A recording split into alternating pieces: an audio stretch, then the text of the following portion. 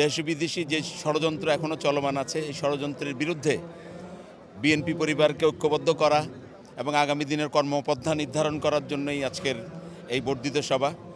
আমরা অতি দ্রুত সময়ের মধ্যে বাংলাদেশে একটি নির্বাচনের মাধ্যমে গণতান্ত্রিক সরকার প্রতিষ্ঠিত হবে, জনগণের সরকার প্রতিষ্ঠিত হবে, শহীদদের স্বপ্নের বাংলাদেশ বিএনপির হাত ধরে ইনশাল্লাহ আমরা বিশ্বাস করি তারেক রহমানের নেতৃত্বেই বাংলাদেশ একটা স্বপ্নের বাংলাদেশে পরিণত হবে। আজকের এই বর্ধিত সভার আলোচনার মাধ্যমে আমরা আমাদের কর্মপন্থা নির্ধারণ করব, আমাদের দলের কর্মসূচি কী হবে এবং নির্বাচন কেন্দ্রিক এবং আন্দোলন কেন্দ্রিক আমাদেরকে সক্রিয় থাকার জন্য সাংগঠনিক যে দুর্বলতাগুলো আছে সেগুলো কাটিয়ে ওঠার জন্য কী কর্মপন্থা নির্ধারণ করা হয় এর আলোকেই আগামী দিনে দল পরিচালিত হবে, আগামী দিনে আমাদের দলের কর্মপন্থা নির্ধারণ হবে। আমাদের কর্মীদের সবারই দিক নির্দেশনা ছিল ত্যাগী নেতাদেরকে মূল্যায়ন করা এবং তাদের পাশে থেকে আমাদের নিশ্চয়ই তারেক জিয়া সাহেব এটা মূল্যায়ন করবে এবং এবার একটা পরিবর্তন মানুষ চায়।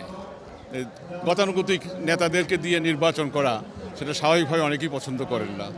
আর বিএনপি একটি শৃঙ্খল দল, আপনারা জানেন সবাই, এখানে শিক্ষিত লোকেরই পরিবেশ বেশি, তো সেই ধরনের আরও বেশি গুরুত্ব দিয়ে ত্যাগী নেতাদেরকে সামনে পার্লামেন্টে আনবেন বা স্থানীয় নির্বাচনে আনবেন, এই প্রত্যাশাই আমাদের সবাই।